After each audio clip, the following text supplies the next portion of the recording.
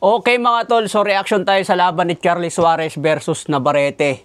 Ano nga ba yung tumama kay Navarrete sa round 6? Suntok ba yun o headbutt? Sa rules kasi ng boxing mga tol, kapag ang isang laban tinamaan ng headbutt at nagdugo at hindi na tinuloy ang laban, dadaanin yun sa decision basta lumagpas ng round 4. Ngayon, itong laban ni Suarez at Navarrete, round 6, tinamaan ng left straight yung ulo ni Navarrete. Yung pagkatama, hindi sa pull.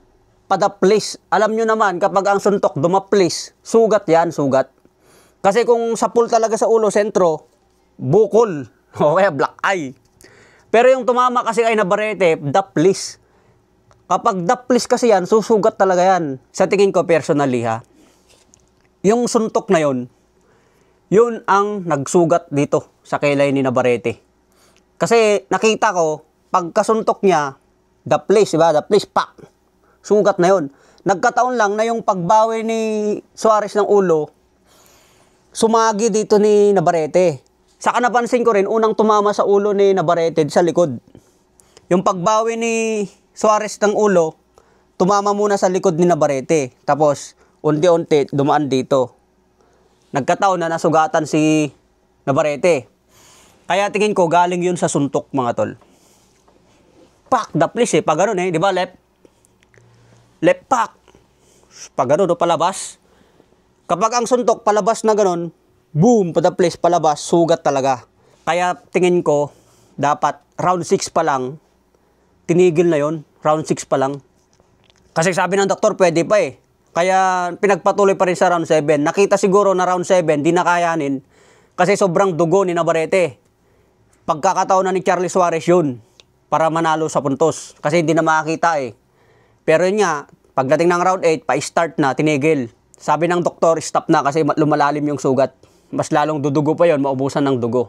Sa laban na yon, naalala ko yung laban ni Tim Tszyu versus Sebastian Fundora, kung matatandaan nyo. Tinamaan ng siko si Tim Tszyu, dumugo din. Pero hindi tinigil.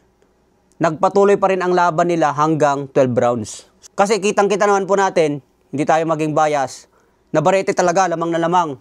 Dami niyang suntok. Sapul na sapul si Charlie Suarez. Lahat ng power kinain niya. Kaya sa puntos, panalo si Navarrete. Kitang-kita natin yun. Hindi mananalo si Charlie Suarez doon sa puntos bago pa siya nasugatan. Lamang na lamang si Navarrete. Pero controversial ito ngayon dahil ginawang headbutt yung suntok. Kasi kapag champion ka, tapos hawak ka pa ng top rank, lamang ka na kagad. Champion ka eh.